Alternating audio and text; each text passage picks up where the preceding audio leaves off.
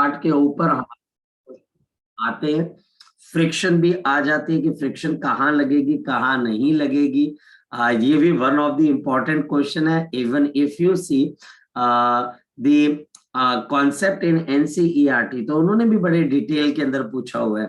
Theory में नहीं इतना कुछ बताया हुआ जितना उन्होंने न्यूमेरिकल के अंदर पूछ लिया हुआ है। तो होप सो कि आप ये पूरी थ्योरी पढ़कर जब एनसीईआरटी को पढ़ना शुरू करोगे, उसके न्यूमेरिकल सॉल्व करना शुरू करोगे, तो आपको बातें समझ में आनी शुरू हो जाएंगी।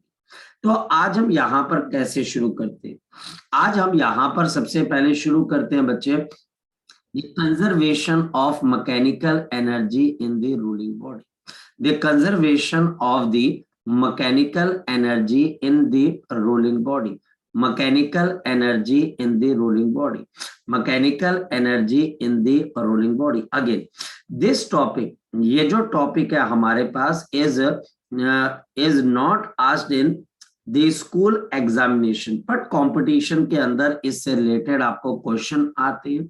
और इससे रिलेटेड जो भी क्वेश्चन हम कंपटीशन के अंदर पढ़ते हैं वो होते तो इजी हैं, लेकिन हमारे पास हमने उनकी ट्राई नहीं की होती है तो हमको मुश्किल लगते हैं। पर है क्या रोलिंग मोशन? पहली चीज, टीचर विल इन्फॉर्म यू कि एक बॉडी रोल कर रही है। कंजर्वेशन ऑफ मैकेनिकल एनर्जी, या हमारे पास कहती है बच्चे, हमारे पास for a rolling body, for a rolling body, अगर हमारे पास यहाँ पर एक रोलिंग बॉडी है, for a rolling body the total mechanical energy, the total mechanical energy remains constant. हमारे पास total mechanical energy remains constant. तो आप बोलोगे ये कौन सी नई चीज होगी सर? ये तो हमको पता ही है कि ये हमारे पास मैकेनिकल एनर्जी कांस्टेंट है। तो नई चीज क्या निकल कर है? नंबर वन, यहां पर नई चीज आपके पास क्या निकल कर आए? यहां पर फ्रिक्शन इज प्रेजेंट। फ्रिक्शन आपके पास प्रेजेंट है और तब भी मैकेनिकल एनर्जी कांस्टेंट है। लेकिन जब वर्क पावर एनर्जी की थी तो वहां पर क्या बोला गया था कि फ्रिक्शन एब्सेंट होगी तो मैकेनिकल एनर्जी कांस्टेंट रहेगी। जब एक बॉडी रोल करती है, जब आपके पास एक बॉडी रोल करती है, वहां पर आपके पास फ्रिक्शन प्रेजेंट होती है, सरफेस रफ होती है, तभी बॉडी प्योर रोल कर सकती है। क्या मैं उस फ्रिक्शन की वैल्यू को कैलकुलेट कर सकता हूँ? मैं नहीं कैलकुलेट कर सकता। और कब तक कैलकुलेट नहीं कर सकता? जब तक आप बाहर से कोई एक्सटर्नल फोर्स ना लगाओ। यहाँ पर फ्रिक्शन प्रेजेंट है, यानी सरफेस रफ। और दूसरी बात, यहाँ पर जो एनर्जी अगर मैं देखता हूं तो इस एनर्जी को मैं तीन हिस्सों में लिख सकता हूँ। काइनेटिक एनर्जी रोटेशनल पार्ट की, दूसरी बताओ काइनेटिक एनर्जी किसकी हमारे पास? शाबाश बता दो, ट्रांसलेशन पार्ट की। और तीसरी अब पोटेंशियल एनर्जी हमारे पास किसकी हो सकती है? तीसरी पोटेंशियल एनर्जी हमारे पास हो सकती है इस ऑब्जेक्ट।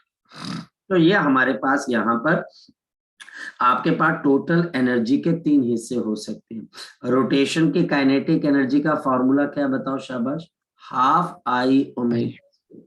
और ट्रांसलेशन का हाफ एम वी स्क्वायर। और पोटेंशियल एनर्जी अगर जरूरत पड़ी तो बच्चे आपके पास mgh।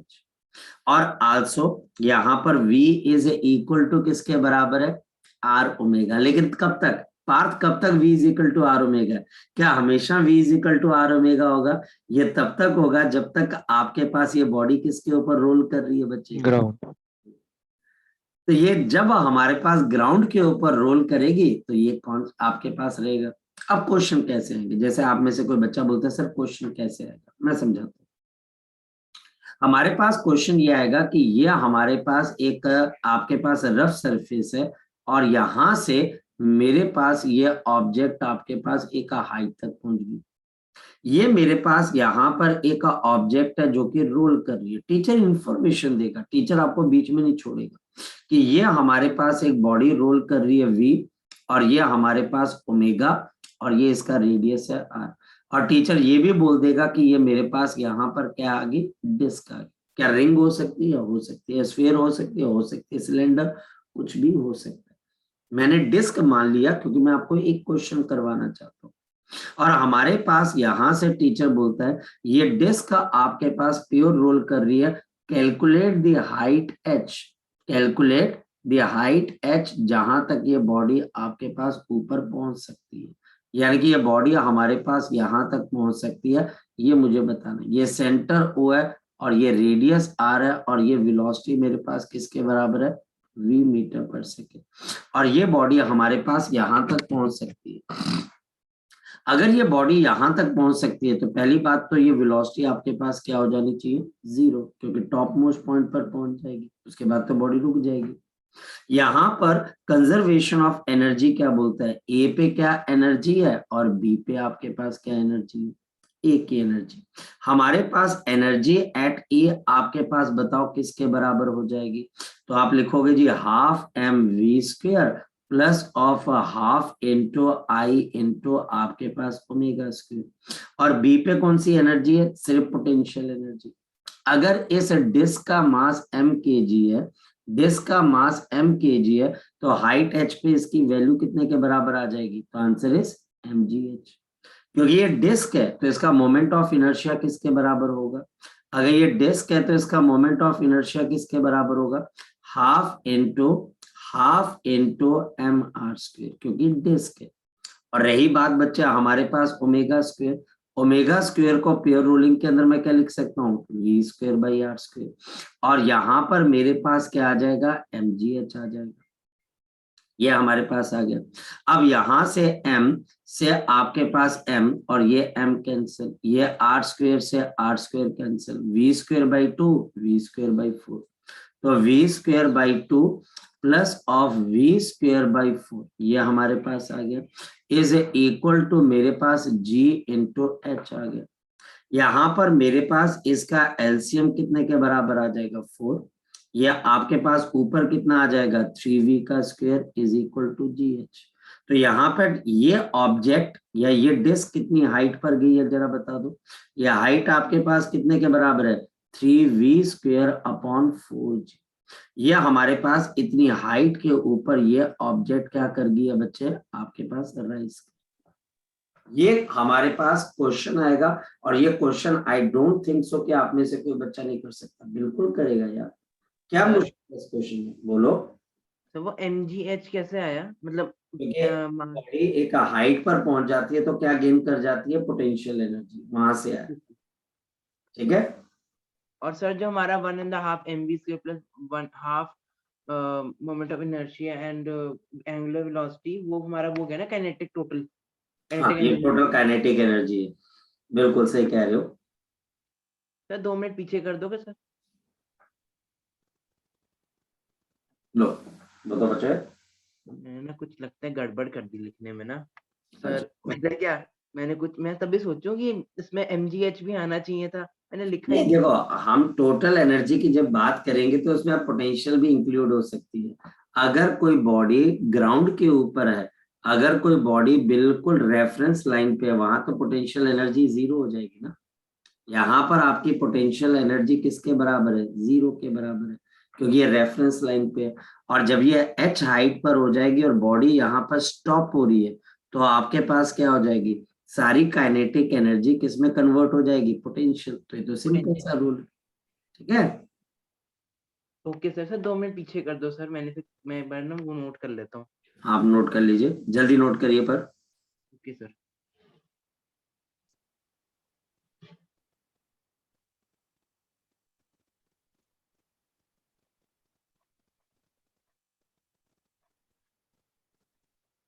Sir done.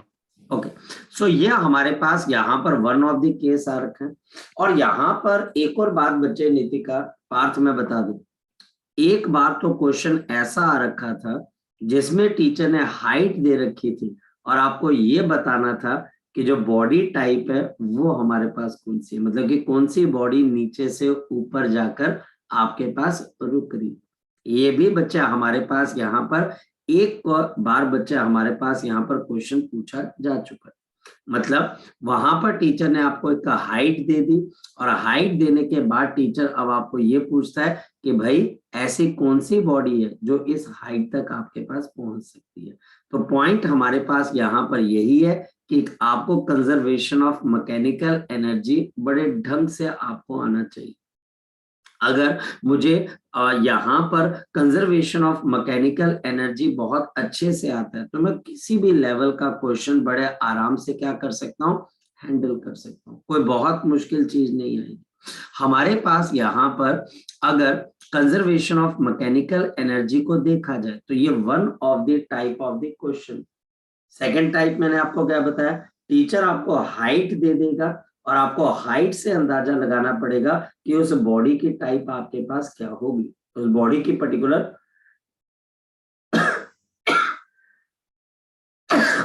सॉरी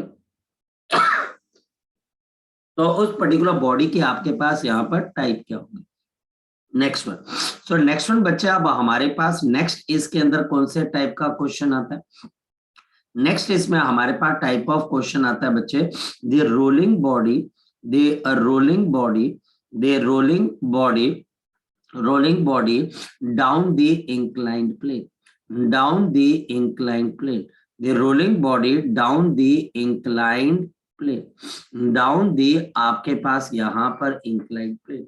अब ये हमारे पास यहाँ पर one of the important topic है और एनसीईआरटी ने इसको अपने आर्टिकल में भी शामिल किया। हालांकि स्कूल का टीचर आपको इसमें क्वेश्चन नहीं पूछेगा, लेकिन फिर भी ये हमारे पास एनसीईआरटी ने अपने अपने आर्टिकल के अंदर इसको इंक्लूड किया हुआ है, तो ये one of the important topic आपके पास बन जाता है। हमारे पास यहाँ पर एक ऑब्जेक्ट है जो कि एक रफ इंक्लाइंड प्लेन से आपके पास नीचे की तरफ को आ रही है, यह हमारे पास रफ इंक्लाइंड प्लेन है और हमारे पास यह ऑब्जेक्ट आपके पास यहाँ पर ऊपर से नीचे रोल करती हुई आ रही है। यह हमारे पास यहाँ पर चली, ये आपके पास यहाँ पर v मीटर पर सेकंड से चल रही है, यह हमारे पास इस तरीके से रोटेट हुई और यहाँ पर इसका रेडियस हमारे पास r के बराबर है और ओमेगा इसकी speed of angular speed of rotation. Number one. Number two बच्चा, हमारे पास यहाँ पर यह एंगल थीटा। नंबर तीसरा, यहाँ पर इस पे कौन कौन सी फोर्सेस काम कर रही होंगी। अब आपको न्यूटन्स लॉज ऑफ मोशन की क्लैरिटी होनी चाहिए।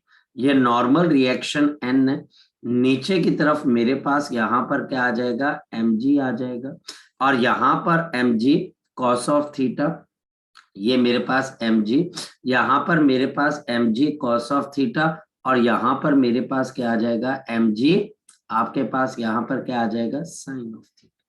यहाँ पर मेरे पास ये mg साइन ऑफ थीटा नीचे की तरफ को आ जाएगा। अच्छा, अब ध्यान से समझना, क्या अब जब ये बॉडी नीचे की तरफ को रोल कर रही है, इस पे एक्सटर्नल फोर्स लग रही है, बिल्कुल लग रही है। कौन सी एक्सटर्नल फोर्स लग रही है, mg साइन थीटा। तो ये बॉडी जब रोल करेगी तो इस पे फोर्स ऑफ फ्रिक्शन लगेगी, बिल्कुल फोर्स ऑफ फ्रिक्शन अब इस पे लगेगी। यहाँ पर अब फोर्स ऑफ फ्रिक्शन पे और रोलिंग पे क्यों लग रही है, जवाब आपसे अगर पूछा जाए, क्योंकि अब इसके ऊपर external force mg sine theta लग रही है। अगर इसके ऊपर एक्सटर्नल फोर्स नहीं लगती है और बॉडी रफ ग्राउंड के ऊपर या रफ सरफेस पे प्योर रोल करती है, फोर्स ऑफ फ्रिक्शन नहीं लगती है।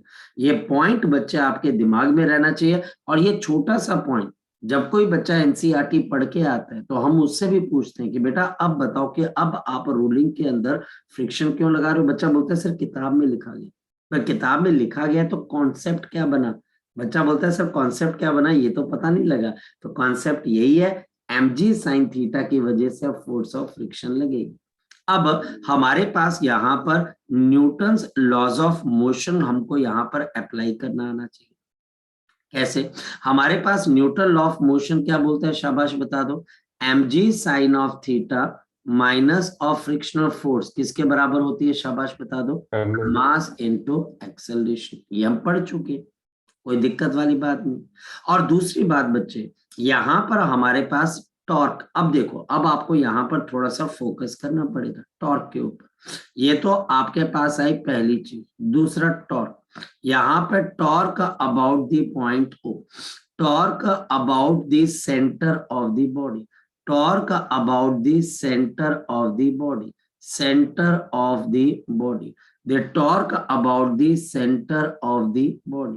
ये जो हमारे पास बॉडी है इसका जो सेंटर है इसके अबाउट मुझे टॉर्क निकालना है। ये देखिए बच्चे फोकस करना, मैं अलग से डायग्राम बना, ये बॉडी का सेंटर आ गया O, इसके ऊपर यहां फोर्स कौन सी लग रही है, mg sine of theta. Normal reaction बच्चे हमारे पास n आ जाएगा, यहां पर मेरे पास mg cos ऑफ थीटा आ गया, और आपके पास लास्ट इसके ऊपर एक और फ्रिक्शन फोर्स लग रही है आपके पास, कहां पर, इस डायरेक्शन पर। ये फोर्स ऑफ फ्रिक्शन बच्चे हमारे पास बैकवर्ड डायरेक्शन के अंदर लग रही है, और मुझे अब इसके ऊपर टॉर्क निकालना। अब ध्यान से समझना, ओ पॉइंट के about, centre of the body, O point के अबाउट फोकस करना बच्चे, क्योंकि यहां पर अब आपके सारे कॉन्सेप्ट्स की रिवीजन भी हो जाएगी। mg साइन ऑफ थीटा का लाइन ऑफ एक्शन कहां से पास हो रहा है, ओ में से पास हो रहा है। नॉर्मल रिएक्शन का कहां से पास हो रहा है, ओ से पास हो रहा है। mg cos थीटा का भी कहां से पास हो रहा है, ओ से पास हो रहा है।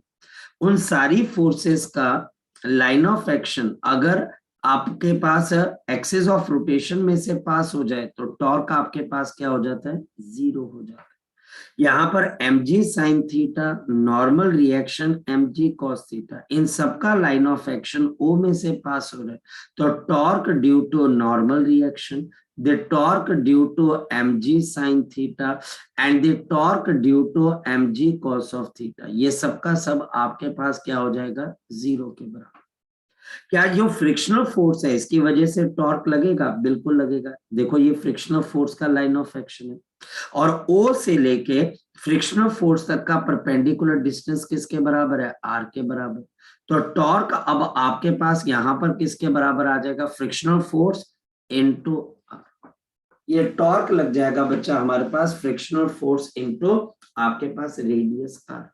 ये हमारे पास रेडियस R है, और ये मेरे पास यहाँ पर इक्वेशन नंबर क्या बन जाएगी, 2 बन जाएगी। इक्वेशन नंबर 1 इसकी ट्रांसलेशन शो कर रही है कि ये नीचे की तरफ को गिरा, और इक्वेशन नंबर 2 बता रही है कि फ्रिक्शन की वजह से ये बॉडी आपके पास क्या होनी शुरू हो गई है, रोटेट होनी स्टार्ट होगी। Next one, next one sir दोबारा समझा दो। हाँ बोलो बोलो बोलो बच्चे बोलो, शाबाश। सही बोला, दोबारा समझा दो।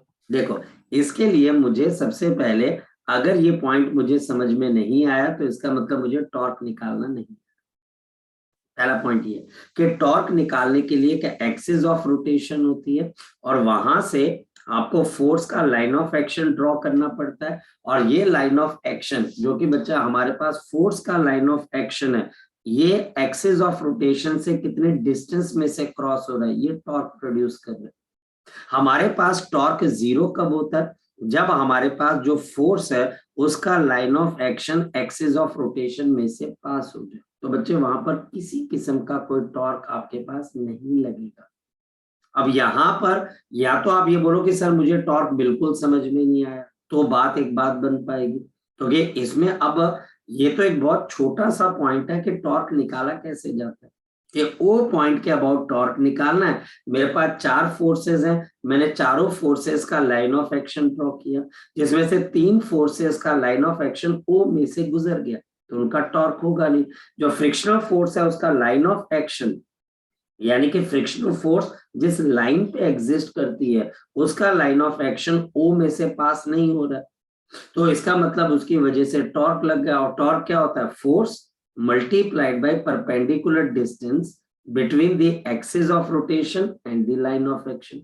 तो O और फ्रिक्शनल फोर्स के बीच का डिस्टेंस किसके बराबर है, रेडियस ऑफ बॉडी, तो ये torque due to the friction आ जाएगा। अब यहाँ पर आप बहुत अच्छे से अपने आप को संभाल कर कॉन्सेप्ट बनाकर भी चल सकते हो, या फिर अपने मन की बात किसी से बात ना करके अपने आप को बच्चे रट्टे की तरफ भी धकेल सकते हैं। तो आपको speak up, you have to speak up कि नहीं सर ये ऐसे होगा या ऐसे होगा, आपको स्पीक अप करना पड़ेगा, तो बच्चा आपकी ग्रोथ होगी। और मैं यहाँ पर बैठा हूं, मैं आपको मना नहीं कर रहा हूं कि मैं आपको समझाऊंगा नहीं, लेकिन आपको बोलना पड़ेगा। शाबाश, बोलो शाबाश, बोलो बोलो।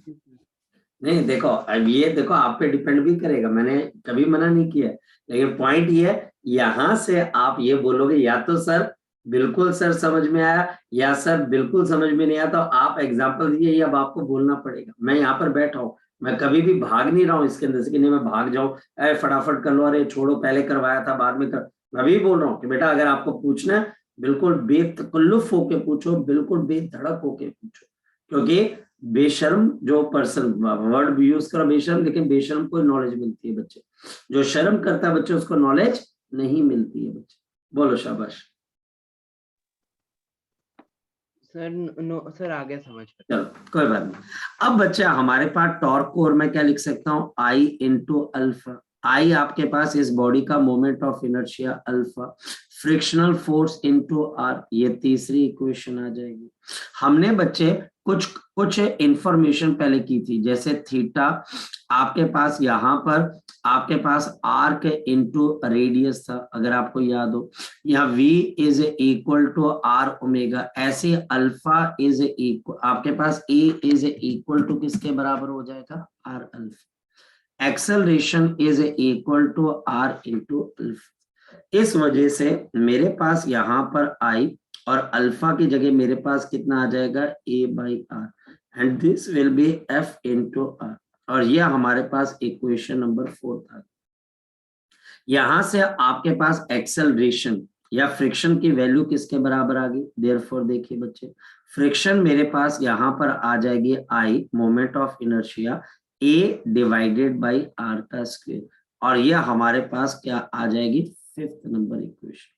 ये फिफ्थ नंबर इक्वेशन की फ्रिक्शन और जो पहले नंबर की फ्रिक्शन की वैल्यू, ये आपस में हम इक्वेट कर देते हैं। अगर ये आपस में मैं इक्वेट कर दूं तो मेरे पास क्या चीज आ जाएगी, मेरे पास यहां पर आ जाएगा mg sine of theta minus of I A divided by R square is equal to mass into acceleration, और mg sine of theta is equal to mass plus of I divided by R square into acceleration. इसके अंदर से आप मास को common निकाल सकते हो, तो एक्सेलरेशन किसके बराबर आ जाएगी, g sine of theta divided by 1 plus of I moment of inertia upon m r. और ये बच्चे अब पार्थ आपके लिए one of the important formula बन गई। This is the acceleration of the body, acceleration of rolling body, acceleration of the rolling body, acceleration of the rolling body coming down, coming down, coming down from the inclined plane, coming down from the inclined plane, from the inclined plane। और यहां पर अब body का type आपके लिए बहुत important रहेगा, coming down from the inclined plane, a is equal to g sin theta 1 plus of I by m r square, number 1 जी। अब यहाँ पर सबसे पहले एक्सेलरेशन, हाँ बोलो बोलो, वेरी गुड। फिफ्थ इक्वेशन कैसे बनी वो बता दो। देखो कौन सी वाली फिफ्थ इक्वेशन, ये वाली बच्चे, ये वाली, यस सर। ये देख यहाँ पर फोर्थ इक्वेशन देख रहा है तू, फोर्थ इक्वेशन नजर आ रही है लड़के तुझे, यस सर। इस फोर्थ इक्वेशन के अंदर बताते जाना मुझे, इस फोर्थ इक्वेशन में ये रेडियस है आर, यस सर। इस आर को नीचे लेके आ जाए तो क्या आ जाएगा, बता शाबाश, आर स्क्वायर। R square. तो फ्रिक्शन आपके पास किसके बराबर आ जाएगा, I A by R square. बस ये वाली चीज यहाँ से है, ठीक है, ठीक है सर। नहीं ठीक पता है। लगा, लग गया पता, नहीं पता लग गया। मेरे को हाँ जी। बहुत ये बात कभी ऐसे मत सोचना, मेरे को बहुत खुशी होती है जब बच्चा कोई डाउट पूछता है। मैं कभी मेरे को तब दिक्कत होती है जब बच्चा डाउट नहीं पूछता, भाई यार पूछ क्यों नहीं रहे यार, हद है हद है, डाउट पूछने चाहिए इनको, इनको क्वेश्चन ढंग से पूछने चाहिए। हाँ बोलो। तो मेरा ना एक्चुअली क्वेश्चन था कि मतलब मैं ये चीज पूछना चाहता हूँ, जो अर्थ है अपने एक्सिस पे सर रोटेट करती है सर, तो कौन से डायरेक्शन में, एंटी क्लॉकवाइज या क्लॉकवाइज? अब बच्चे इसमें क्लॉकवाइज या एंटी क्लॉकवाइज नहीं होता है, वेस्ट टू ईस्ट या ईस्ट टू वेस्ट होता है, ठीक है। इसमें हमारे पास क्या होता है, वेस्ट टू ईस्ट या ईस्ट टू वेस्ट होता है। तो जो हमारी अर्थ है वो वेस्ट से ईस्ट की तरफ को रोटेट करती है, ठीक है बेटा। Okay sir. ठीक है चलो, अब हमारे पास सबसे पहले तो मैं आपको बिल्कुल तैयार कर दूंगा ये एक्सेलरेशन की वैल्यू के लिए। सपोज कि मेरे पास सबसे पहले अब यहाँ पर क्या चीज आ गई, ये मेरे पास यहाँ पर एंगल थीटा आ गई। आप कोई भी बॉडी टाइप ले लो, सपोज के बच्चे पिछली बार मैंने डिस्क लिया था, इस बार बच्चे मैं यहाँ पर हॉलो स्फीयर ले लेता हूँ, एक हॉलो स्फीयर ले लेता हूँ। टीचर आपको बोलेगा एक हॉलो स्फीयर है, जिसका मास m kg, रेडियस r है और ये इस इंक्लाइंड प्लेन से रोल होती हुई नीचे आ रही है, इसकी एक्सेलरेशन क्या हो? अब बच्चा बोलता है सर एक्सेलरेशन निकालनी है, जल्दी निकाल देते हैं। Acceleration is g sin theta divided by 1 plus of I divided by mr का स्क्वायर। अब मोमेंट ऑफ इनर्शिया कितने के बराबर है? शाबाश बता दो, मोमेंट ऑफ इनर्शिया कितने के बराबर है? तो 1 plus of 2/3 of mr square divided by मेरे पास कितना आ जाएगा? mr का स्क्वायर। मैंने ऐसा क्यों किया? क्योंकि moment of inertia of hollow sphere किसके बराबर होता है बच्चे? शाबाश, 2/3 ऑफ mr का स्क्वायर। और एक्सेलरेशन इज इक्वल टू, जल्दी बता दो, g sin theta g sin theta divided by mr square से mr स्क्वायर कैंसिल, 3 ऊपर चला जाएगा और नीचे हमारे पास क्या आ जाएगा? 5। तो आपकी एक्सेलरेशन किसके बराबर आ जाएगी? शाबाश बता दो, 3g sin थीटा अपॉन 5। तो मेरे पास इसकी वैल्यू किसके बराबर आ जाएगी? 3g sin theta divided bye 5। तो मेरे पास आंसर आ गया। अगर सॉलिड स्फीयर होगा तो मोमेंट ऑफ इनर्शिया डालना है। तो बच्चा पहले तो अपने आप को ये समझने की कोशिश करें कि मुझे एक्सेलरेशन निकालने आ रही है। अगर acceleration of a rolling body on a inclined plane अगर निकालने आ रही है तो मैं काफी क्वेश्चंस को हैंडल कर पाऊंगा, क्योंकि उसकी जो बेसिक एसेंस होगी, जो बेसिक पॉइंट होगा, वो एक्सेलरेशन निकालने से रिलेटेड होगा। कैसे? ये तो एक्सेलरेशन निकालने आ गई। अब अगर मुझे एक्सेलरेशन निकालने आ गई तो अब टीचर क्या पूछेगा? यहां पर सबसे पहले टीचर ये पूछता है time taken, the time taken to reach the ground, time taken to reach the ground, time taken to reach the ground, यानी कि ग्राउंड तक पहुंचने के लिए मुझे यहाँ पर कितना टाइम लगेगा, और ये टाइम ज्यादा होगा या कम होगा ये कैसे देखना है? मेरे पास यहाँ पर इस तरीके से आपके पास एक इंक्लाइन प्लेन आ गया, ये मेरे पास एंगल आ गया थीटा, और ये बॉडी आपके पास रोल करती हुई नीचे आ रही है और ये नीचे की तरफ को गिर रही है। ये हमारे पास सेंटर आ गया और radius r, mass m kg, moment of inertia I के बराबर है। सपोज कि ये इंक्लाइंड प्लेन की हाइट मेरे पास किसके बराबर है? h के बराबर है।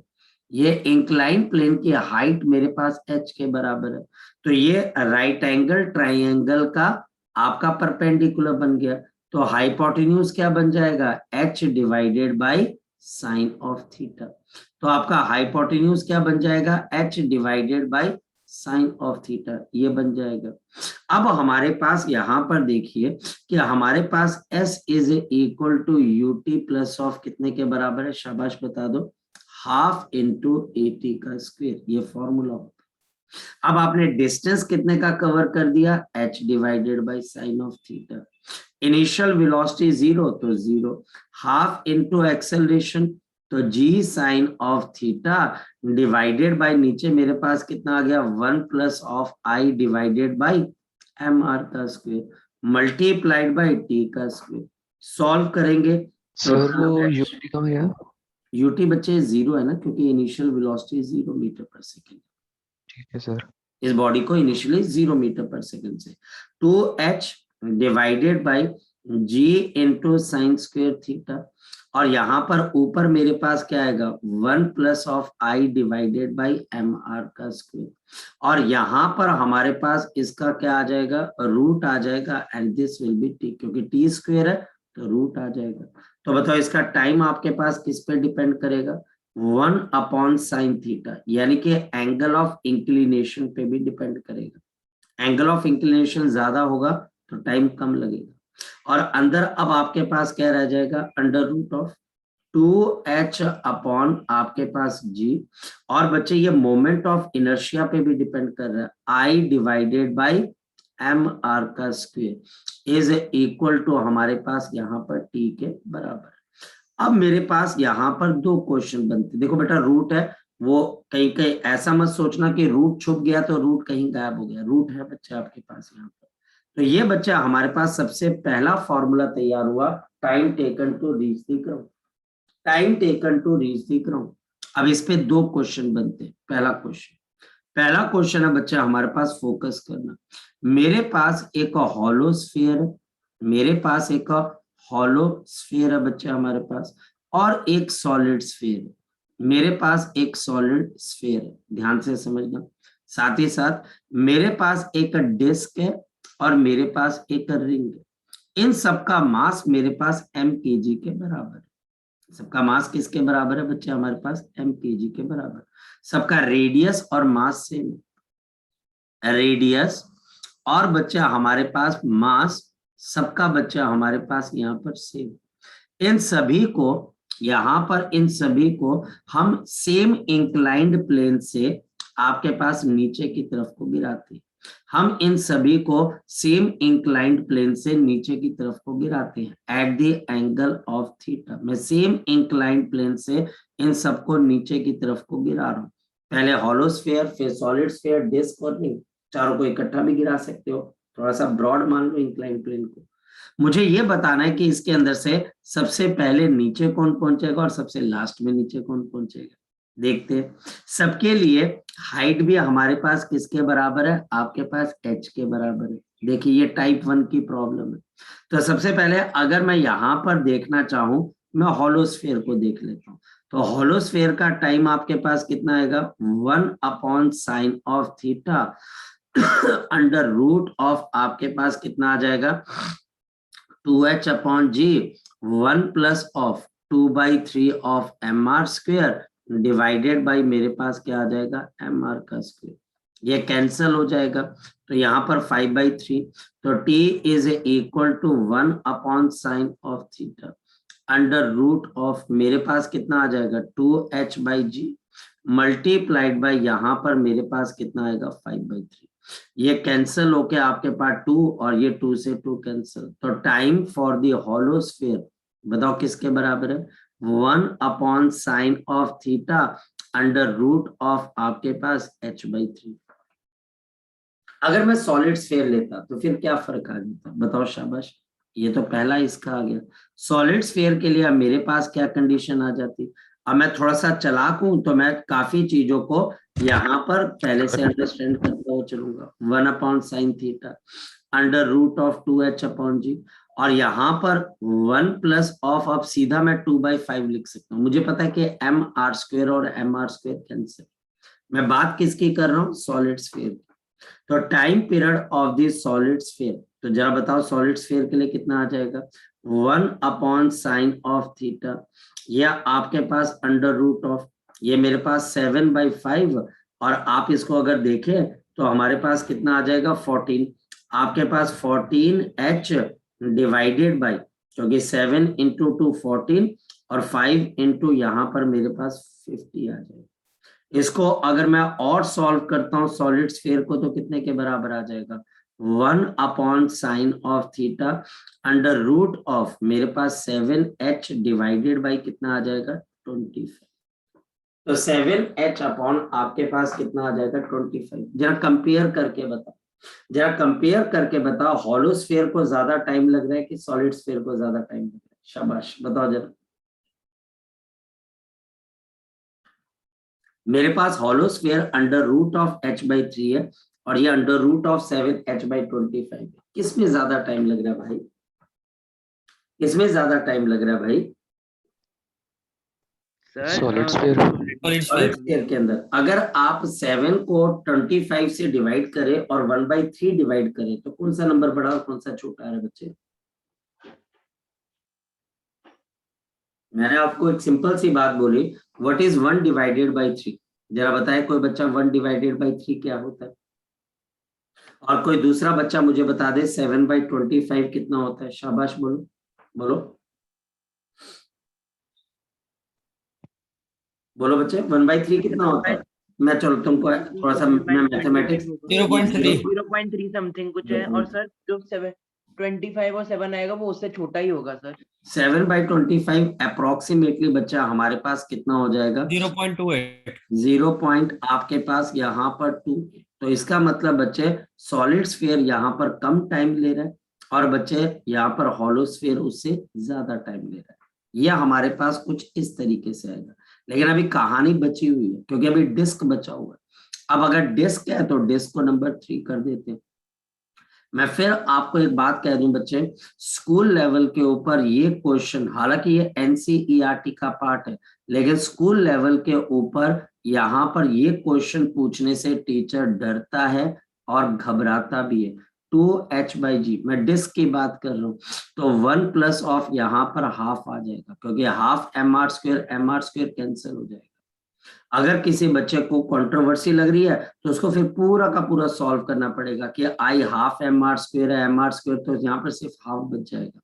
तो हमारे पास यहाँ पर डिस्क के लिए बताओ कितना टाइम आ जाएगा, शाबाश बोलो।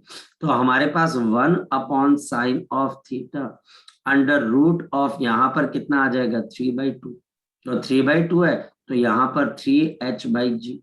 अब आप देख लीजिए, ये मेरे पास है 1/sin of θ into under root of, मेरे पास कितना आ जाएगा h3h डिवाइडेड बाई 10। अपने आप देखो कि बड़ा है कि छोटा है। और लास्ट मेरे पास यहाँ पर रिंग आ गई।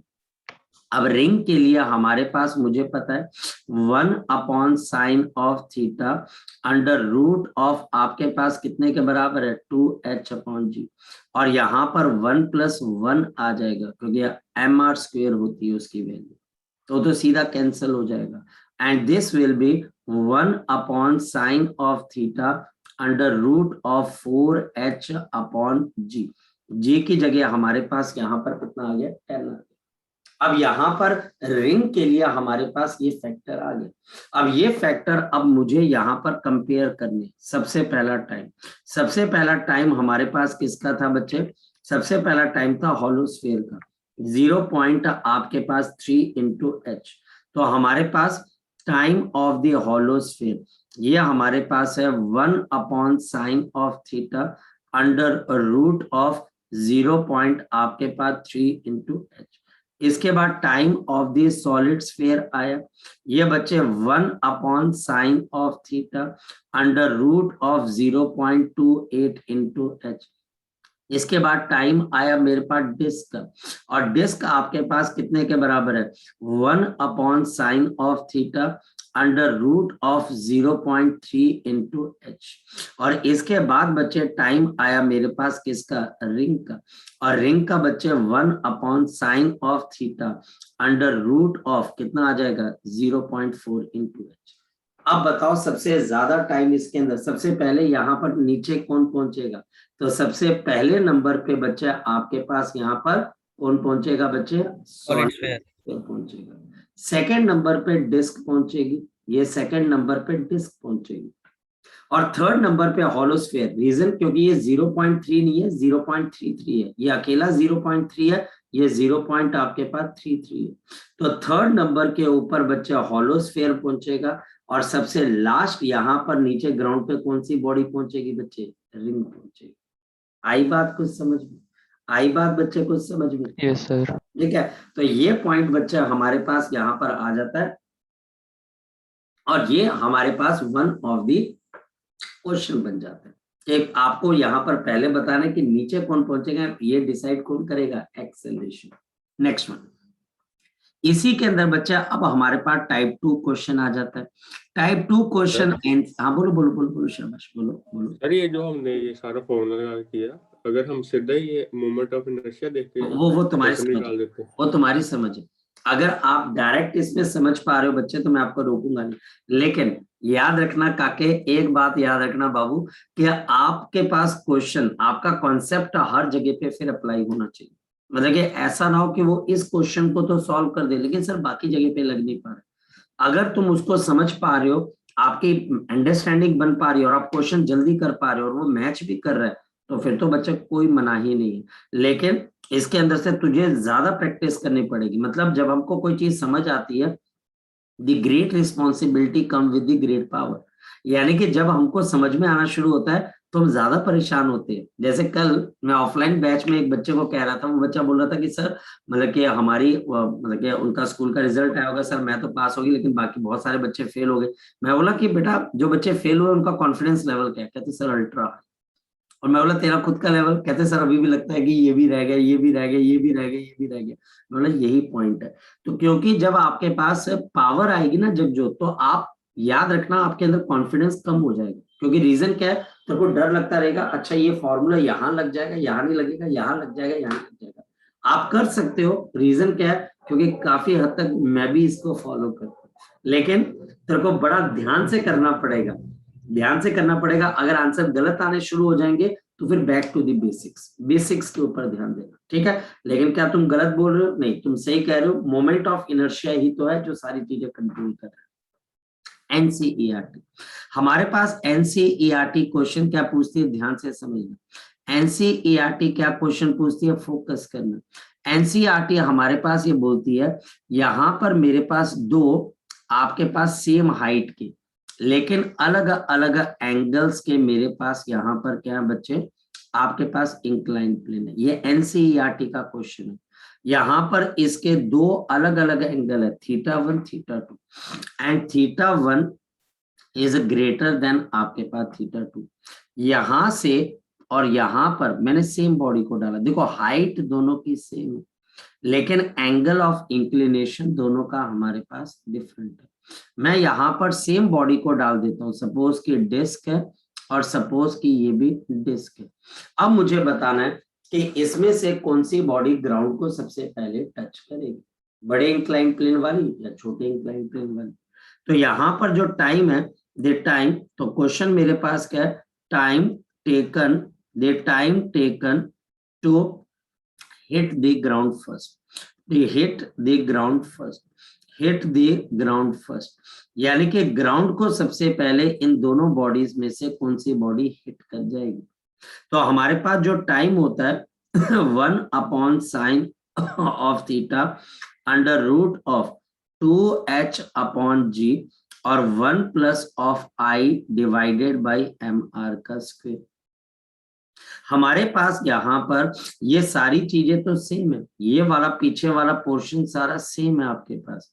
1/sin थीटा मतलब time is inversely proportional to sine of theta. जिसका एंगल बड़ा होगा उसका टाइम आपके पास क्या हो जाएगा, छोटा। यहाँ पर टाइम अगर t1 है और यहाँ पर टाइम t2 है, तो एंगल अगर बड़ा, इनवर्स है ना बच्चे, तो अगर एंगल बड़ा होगा तो टाइम आपके पास छोटा हो जाएगा। देयरफॉर दे t1, क्योंकि वहां पर एंगल बड़ा है, सो t1 क्योंकि एंगल बड़ा है इज लेस देन आपके पास t2।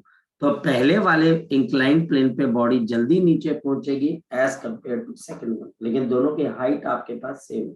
ये एनसीईआरटी का क्वेश्चन याद रखना, ये हमारे पास सर प्लीज रिपीट एनसीईआरटी। करना। बोलो बोलो, क्या पूछना बच्चे इसमें से आपने? वो T1 लेस देन T2 कैसे आया?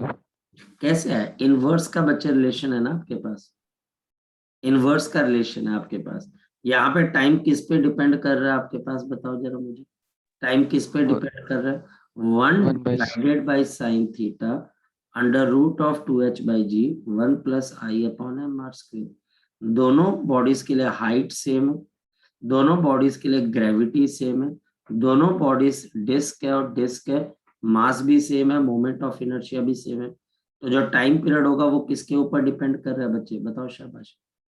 टाइम किस पे थीटा डिपेंड कर रहा है बच्चे आपके पास, बोलो शाबाश। 1 by sin theta. 1/sin theta.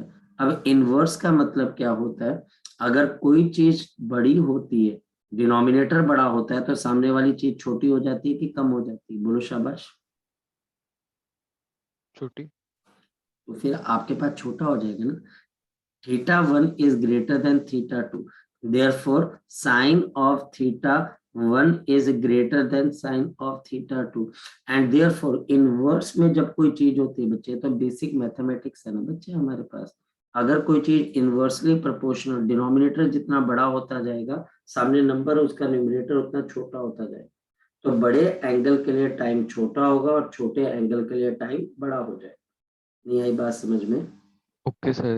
ठीक है, इस वजह से बड़े एंगल का टाइम छोटा और छोटे एंगल का टाइम बड़ा हो जाएगा, तो t1 is less than t2। बोलो शौर्य। सर मैंने पूछना था कि इनका जो डेरिवेशन जैसे फॉर्मूला, जैसे हमारा एक्सेलरेशन है और हमारा जो time taken by the rolling object to reach to the ground, इसकी डेरिवेशन आएंगे या ये डायरेक्ट यूज फॉर्मूला है? बेटा वैसे तो अगर तू बोला जाए तो मैंने शायद से तुझे बात क्लियर कर दी कि एनसीईआरटी तो इसको बांधती है, लेकिन मैंने आपको ये भी बात बोल दी कि आपका स्कूल का टीचर इसको कभी नहीं पूछेगा। तो डेरिवेशन मतलब मैं ये कहना चाहता हूँ कि डेरिवेशन मतलब उसको देख कर जाना है या फिर सीधा हम मैं तो फॉर्मूले बच्चे देखो, मैंने अपनी तरीके से करवा दी और मैंने तुमको एक बात कह दी है कि ये एनसीईआरटी के अंदर आर्टिकल है, एनसीईआरटी के क्वेश्चंस हैं, एनसीईआरटी इन कॉन्सेप्ट्स को मानती है, पर आपके स्कूल का टीचर इसको नहीं देगा। ये बात मान के चलो, आप देख के जा सकते हो, लेकिन मैंने अपनी तरफ से पूरा करवाना बेटा। मैंने कोई बच्चे इसके अंदर से आपको कांट छांट नहीं करनी कि मैं ये छुड़वा दूं ये छुड़वा दूं, स्कूल वाला पूछेगा नहीं, आपको कौन सा पता लगना। लेकिन आप इसको एक बार डिराइव कर लोगे तो एक कॉन्फिडेंस आ जाएगा। ठीक है बेटा, एक कॉन्फिडेंस, आपका एक कॉन्फिडेंस बिल्डअप हो जाता है ना कि हाँ यार हम इसके डेरिवेशन क्वेश्चन कर सकते हैं। ये पहला पार्ट है। नेक्स्ट हमारे पास आ जाता है velocity on reaching the ground, velocity on reaching the ground. Next concept है velocity on reaching the ground. velocity on reaching the ground, अगर ये बॉडी इंक्लाइंड प्लेन से नीचे की तरफ को आ रही है तो ये ग्राउंड के ऊपर पहुंचेगी, तो आपके पास यहाँ पर इसकी कौन सी वेलोसिटी और कितनी वेलोसिटी आपके पास आ जाएगी। ये हमारे पास यहाँ पर ऐसे आ गया, ये बच्चा हमारे पास यहाँ पर आ गया, और ये हमारे पास इंक्लाइन प्लेन है, ये हाइट h है, तो इसने डिस्टेंस कितना कवर करना है, h divided by sine of theta. ये हमारे पास h divide by sine theta, और ये एंगल मेरे पास थीटा। मैं फॉर्मूला कौन सा यूज करूंगा, v square minus u square is equal to 2a into s, और s किसके बराबर है, h divided by sine of theta. v square initial velocity 0 का स्क्वेयर 2 इंटू आपके पास एक्सेलरेशन, एक्सेलरेशन किसके बराबर है, g sine theta divided by 1 plus of i divided by m r का square multiplied by h divided by sine of theta.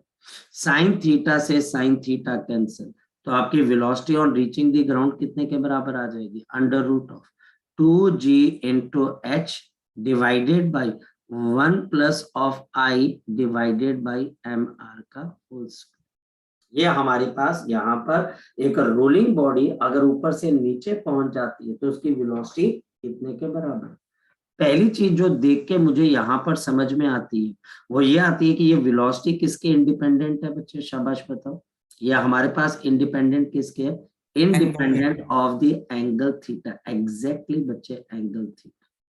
इसका मतलब बच्चे इसका एंगल से अब कोई लेना देना नहीं, जबकि time of reaching the ground का एंगल से लेना देना, और वो इनवर्स में, जितना बड़ा एंगल उतना छोटा टाइम, जितना छोटा एंगल उतना बड़ा टाइम। लेकिन वेलोसिटी का अब एंगल से कोई लेना देना नहीं है, इसका लेना देना सिर्फ और सिर्फ किससे बच्चे, हमारे पास हाइट आपके पास h से। इसका लेना देना बच्चे हमारे पास सिर्फ किससे बच्चे, हमारे पास हाइट h से बच्चे, और इसका बच्चे मोमेंट ऑफ इनर्शिया से लेना देना and inversely proportional to the moment of inertia. Jagjot तो इस पॉइंट को अप्रिशिएट करेगा, क्योंकि यहाँ पर अब जो वेलोसिटी है वो मोमेंट ऑफ इनर्शिया पे डायरेक्ट नहीं इनवर्सली डिपेंड कर रही है। तो जितनी बड़ी मोमेंट ऑफ इनर्शिया उतनी छोटी ये वेलोसिटी नीचे ग्राउंड पे पहुंचते हुए अटेन करेगी। नेक्स्ट वन, अब इसके ऊपर एनसीईआरटी क्वेश्चन क्या पूछती है, ध्यान से समझिए। एनसीईआरटी क्वेश्चन ये पूछती है, मेरे पास यहाँ पर दो अलग अलग इंक्लाइंड प्लेन जिनके हाइट तो h हमारे पास सेम है, लेकिन एक का एंगल मेरे पास θ1 है और दूसरा एंगल मेरे पास यहाँ पर किसके बराबर है, θ2 के बराबर है, लेकिन हाइट दोनों की हमारे पास सेम है। यहाँ से भी नीचे की तरफ को डिस्क गिरती है और यहाँ से भी हमारे पास नीचे की तरफ को डिस्क गिरती है। पहला तो मैंने पूछा था कि नीचे ग्राउंड पे कौन जल्दी पहुंचेगा, अब दूसरा विच disc will gain more velocity, which disk will gain more velocity, बोलो शाबाश। इसमें से on reaching the ground gain more velocity on reaching the ground, बोलो शाबाश। on reaching कौन सी, सेकेंड वाली दोनों की सेम होगी डिफरेंट होगी, सेम होगी exactly more velocity on reaching. तो आपका एनसीईआरटी का एक क्वेश्चन भी तैयार हो गया ऑन रीचिंग द ग्राउंड। यहाँ पर एक्चुअल के अंदर वो क्वेश्चन, तो आपके पास पहले मैं आंसर लिख दूं तो आंसर है सेम वेलोसिटी हो जाएगी। एक्चुअल के अंदर उस क्वेश्चन के दो पार्ट है, अब आपको समझ में आ रहा होगा। एक जिसमें वो बोलता है कि मैंने दो अलग अलग इंक्लाइन प्लेन लिए, हाइट सेम है, एंगल अलग अलग है, सेम बॉडी को उसके ऊपर रखा, दोनों बॉडीज रोल करते हुए नीचे पहुंच रही है, पहले नीचे कौन पहुंचेगी, ये पूछेगा। और दूसरा फिर ये पूछ रहा है कि जो बॉडी आपके पास नीचे पहुंच रही है इसमें से स्पीड किसकी ज्यादा है, तो स्पीड दोनों की सेम है, लेकिन जिसका एंगल बड़ा होगा इंक्लिनेशन, वो बॉडी आपके पास नीचे पहले आप पहुंचेगी, जिसका एंगल ऑफ इंक्लिनेशन छोटा होगा वो थोड़ी लेट पहुंचेगी। जी, अब क्वेश्चन पूरा का पूरा आपका एनसीईआरटी का तैयार हो गया। ठीक, अगर कोई डाउट है तो मैं वेट करता हूँ, नहीं तो मैं आगे चलता हूँ। मैं साथ साथ आपको एनसीईआरटी सॉल्व भी करवा रहा हूँ इसकी। जी सर ये सर वेलोसिटी के लिए इसकी हाइट पे डिपेंड करता है ना सर, फिर ये अगर हाइट तो हाइट दोनों की सेम है ना काके बाबू, हाइट दोनों की सेम है ना बच्चे, ये तो गिवन है ना आपके पास। मतलब वेलोसिटी के केस में ये हाइट पे डिपेंड करता है, टाइम के केस में ये अपने थीटा पे डिपेंड करता है। देखो अब आपको वो चीज आप घर पे जाके एनालाइज करनी है। यहाँ पर अब आप बैठ के अगर इसको डिस्कस करने बैठ जाओगे तो फिर तो दिक्कत है। आप घर जाके जब रिवीजन करोगे तो पॉइंट समझ में आएगा ना, है ना, कि कभी ये हाइट पे और कैसे ये एंगल, और अपने नोट्स अगर कंप्लीट करोगे तो आपको समझ में आ जाएगा, है ना। चले आगे की तरफ। चलो, ये बच्चा हमारे पास एक पॉइंट और क्लियर हो गया, लेकिन कहानी अभी खत्म नहीं हुई, क्योंकि कहानी के अंदर बच्चे अभी फ्रिक्शन बची हुई है। तो अब बच्चे ये फ्रिक्शन है, ये फ्रिक्शन अब बच्चे आपके पास not for your school level, not for your school level. ये बच्चे अब आपके स्कूल लेवल के लिए फ्रिक्शन का कॉन्सेप्ट नहीं है, टीचर नहीं पूछेगा इसको। हमने यहाँ पर क्या सीखा कि जो फ्रिक्शन थी वो किसके बराबर है, आई ए डिवाइडेड बाई किसके बराबर है, आर का स्क्वायर। और ये कैसे है जरा देखते चलते, पीछे देखते चलते, पीछे पीछे बिल्कुल पीछे, बिल्कुल पीछे लास्ट पोर्शन के अंदर देखते हैं। हमने यहाँ पर फ्रिक्शन निकाली थी, ये देखो फ्रिक्शन किसके बराबर थी आपके पास, बताओ शाबाश, आई ए डिवाइडेड बाई आर का square. I A divided by हमारे पास यहाँ पर किसका आ गया, आर का स्क्वायर।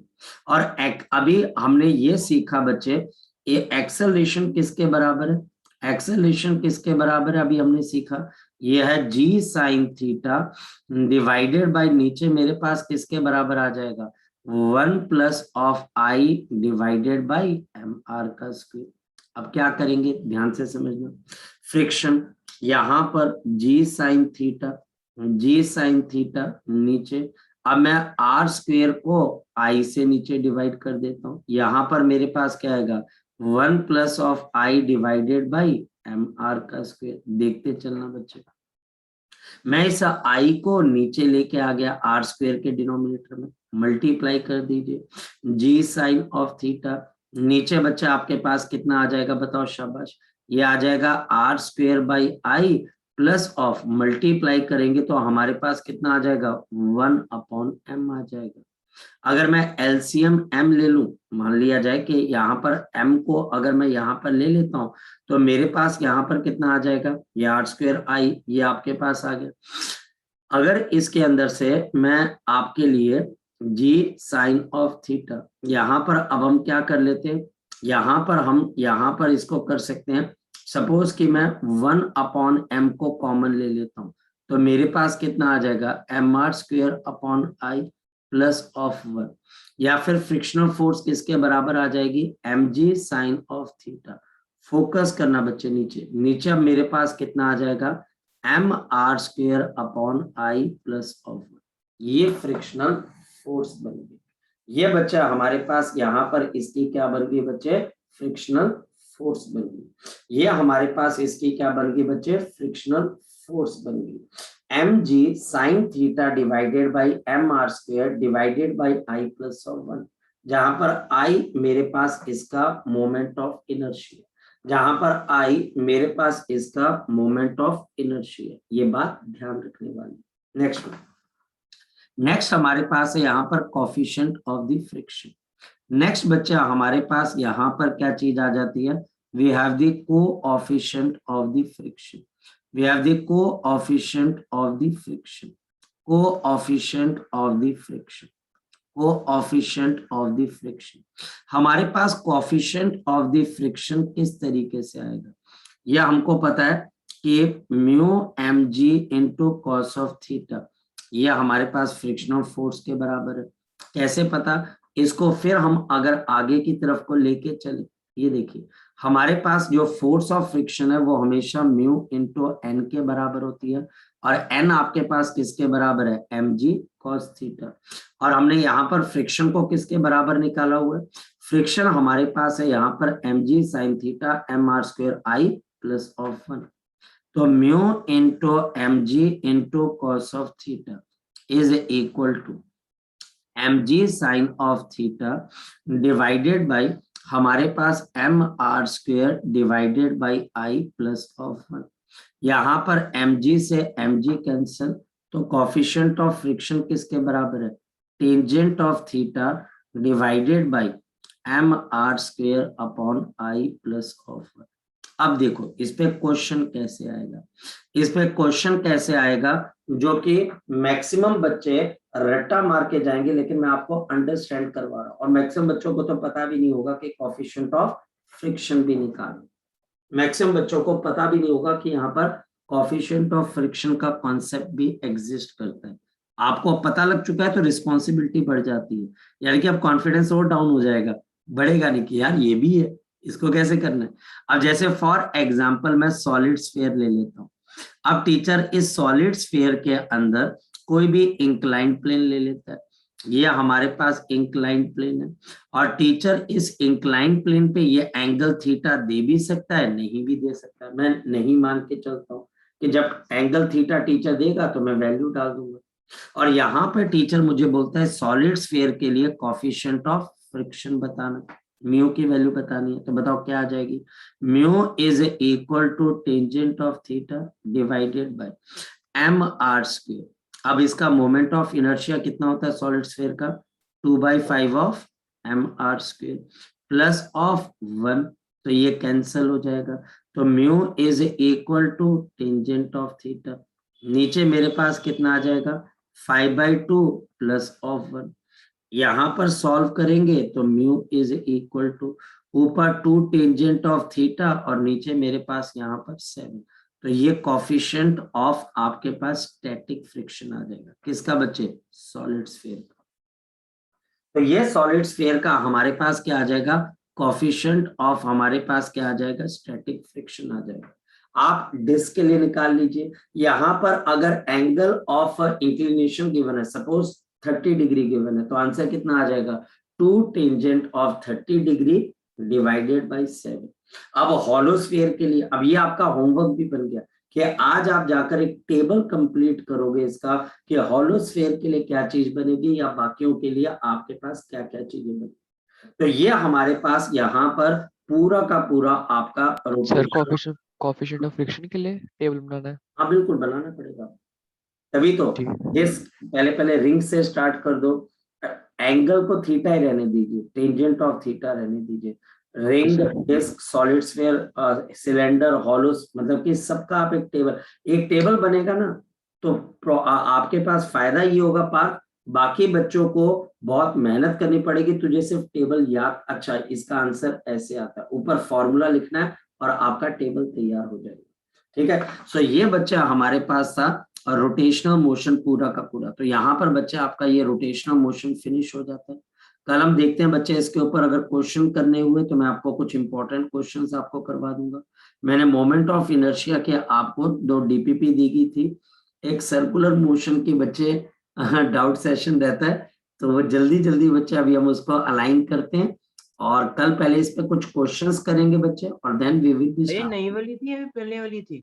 क्या बच्चे, जो आपने वो भेजी ना डीपी भेजी है, वो बिल्कुल नई वाली थी मोमेंट ऑफ इनर्शिया, वो उसको आपने कंप्लीट करना है बच्चे, ताकि बच्चे अब हम धीरे धीरे करके, पहले एक सर्कुलर मोशन है, आकाश का डाउट है बच्चे हमारे पास, उसके बाद मोमेंट ऑफ इनर्शिया से आप कंप्लीट करना स्टार्ट कर दी। कल अब हम क्वेश्चंस करेंगे और भी डीपीपीज आपके पास लाइनअप हो चुकी है। ठीक है, तो पहला तो ये था कि हम रोटेशनल मोशन खत्म करें, पहला जो मेरी प्रायोरिटी थी तो वो खत्म हो चुका है और ग्रेविटेशन हम फटाफट स्टार्ट करते हैं। ठीक है, तो पहले आप इसको रिवाइज कर लीजिए, सबसे इंपॉर्टेंट ये, और एनसीईआरटी जरूर पढ़नी है। आपने एनसीईआरटी मैंने कल भी बोला बेटा, आज भी बोल रहा हूँ, एनसीईआरटी जरूर करनी है। मैं एनसीईआरटी के क्वेश्चन साथ साथ करवा रहा हूँ, मैं उसके पीछे लगा रहता हूँ। आपने एनसीईआरटी को नहीं छोड़ना, ठीक है। चलिए इसको रिवाइज करिए। कोई